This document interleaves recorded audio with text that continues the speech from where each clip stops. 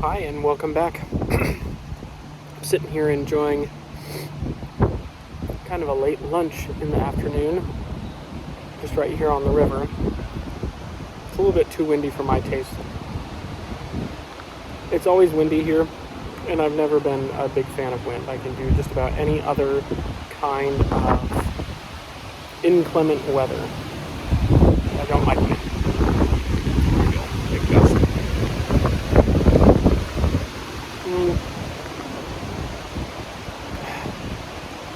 I think last time we talked, I told you about kind of a question that led me to read.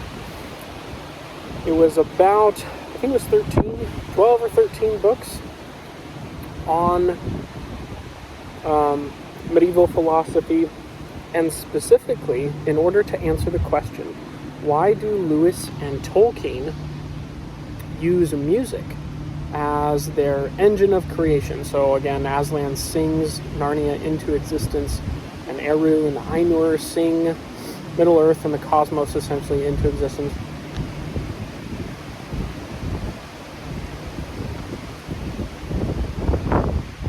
And so my question was, why do these two devout Christians, who of course would have known that in Genesis God speaks creation into existence, why would they go a step further, and why do both of them associate the engine of creation with music? And I initially suspected that it had something to do with their Middle Ages background. Of course, Lewis was a medieval scholar, but Tolkien would have been, familiar with the philosophies of that time too. Even though I think his area of expertise was Anglo-Saxon, Germanic, and then of course philology. But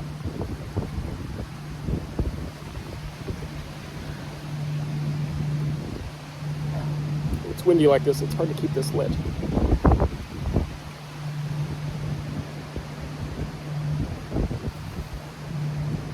Anyway, one of the things, and I suppose I'll just kind of answer the question.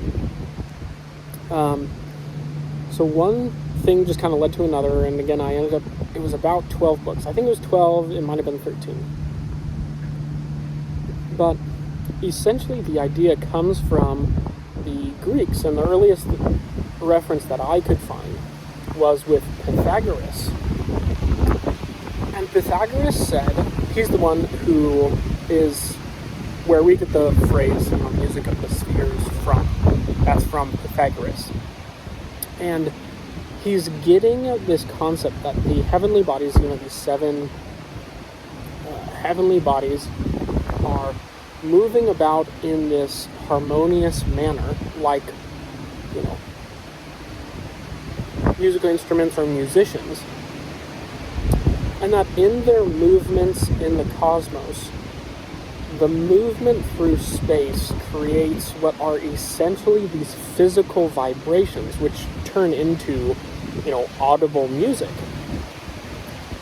And I think what he's getting, where he's getting that from, is he's taking the physics of the day, and that lasted for a couple thousand years, but the physics of musical instruments, a string, at such and such length with such and such thickness, when you flick it, there will be a sound that's emitted. And if you increase or decrease the length of the string on your musical instrument, it affects the sound. That's as intelligently as I can talk about it. And so essentially the idea is, okay, movement means sound, like a human voice, when there's the movement of air through the human windpipe, it creates sound.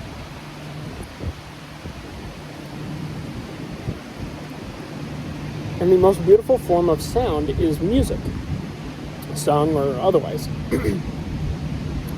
And so he said, okay, if we take that principle, then that should be, physical laws are consistent throughout the cosmos. So if sound creates vibration, if vibration creates sound, then the very movements of the biggest objects that we have, the heavenly bodies, the planets, stars, etc.,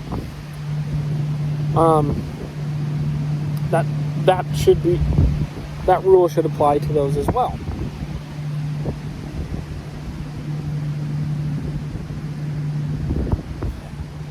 And then, of course, the next question is, well, okay, if they make sound, they're huge, so they should make big or loud sounds, so why can't we hear them? And he anticipates this and answers it, and says, well, it's because the human ear can discern the difference between, music and non-music, because on a particular musical instrument, a piano, you know what a piano distinctly sounds like, because your reference is no piano sound. That's, 99.99% of the time there isn't piano music playing.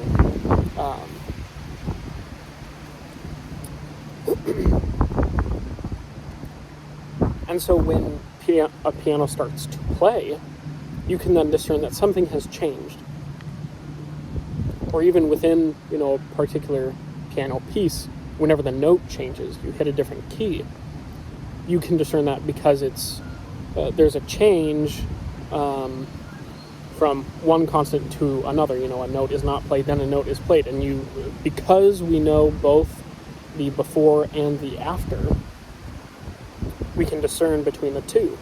But with the music of the spheres, since they've always been moving in a mathematical way, we've never not heard the music, as it were, because it's always been playing. And so it's like white noise in the background that's been playing forever. And so that's why we don't hear anything. I think he goes so far as to say that the human ear can't even detect it, because it's so remote in, some fashion. So, we think of a dog whistle, the average human ear can't hear a dog whistle. But that's not because it's not making a sound, it's just not making a sound discernible to the human ear. And so,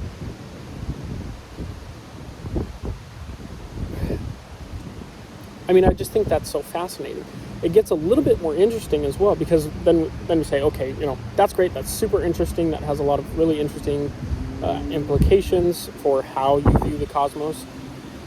But then, kind of the second part of my question still stands. Why would these two devout Christians, even though they're educated, they know that the pagan philosophers thought this and had good reason to think that, why would they stray from the Genesis narrative? And I don't remember the word, but in the Greek translation of the Hebrew Old Testament, which of course includes the Pentateuch, which includes the book of Genesis, where the creation account is described, whatever the word is for, God, and God said, essentially, whatever that word is for the speech of God, it's where we get our word poetry.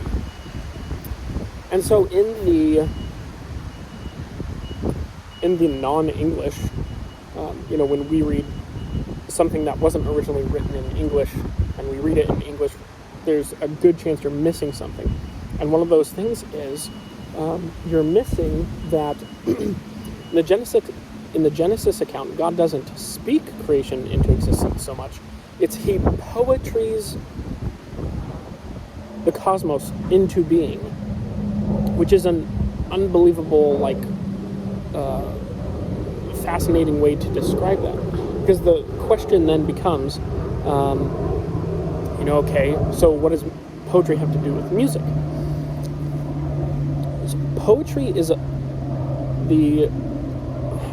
I'm trying to think of any musical piece in particular, but any musical piece with words. The words without the music are poems. We think most about like a church hymn or something like that. they're all these chanted words, which is just in this particular, meter and structure and rhythm. That's what a poem is. And so that's the intelligibility of God, that he speaks into the cosmos. But then once you have matter, once you have, objects, space, time, material, now you have these physical laws that kick into place. So it's like God's speech is the intelligent. I mean, this isn't exactly theologically correct, but God's speech is like a poem. And then as soon as matter is, which is instantaneous, as soon as matter is introduced in that process, now you have this musical instrument where the physical laws of motion and sound and everything like that apply. And so in the act of creation, it's like he's singing a hymn, because he's providing the formal structure of the poetry, but of course he's also providing the elements, space, matter, time. And both of those together create a symphony, this music. And of course we lose that in our English translations. One of the things I've been piddling around through some of those things that I've read, and one of them is the commentary on Scipio's dream by Macrobius, who is a pagan philosopher, I think around the 3rd or 4th century. I think that's right. And so he's contemporaries with St. Augustine and other characters like that. But he's a pagan, he's not a Christian. Anyway, it touches quite a bit on that. He focuses a lot on just the numbers, the significance of numbers for the pagan, and I suppose really anyone who's a Platonist, I guess. And Macrobius ends up being, just throughout the entire period of medieval history in the Middle Ages, he is kind of his commentary on the dream of Scipio is a really pivotal piece and description of how the medieval person saw the cosmos. And so I think that's just fascinating, just to see kind of how those two go together. And again, it's, as far as I can tell, the origin is in Pythagoras, and it's because he's taking these physical laws and observing that, okay, because nature is intelligible, these physical laws apply everywhere, which means they apply to these great big heavenly bodies. So I think that's so fascinating. It was good to see you again, and good to chat, and I'm going to sit here a little bit longer and enjoy the fresh air before I get back and do some more work, but good to see you. Take care.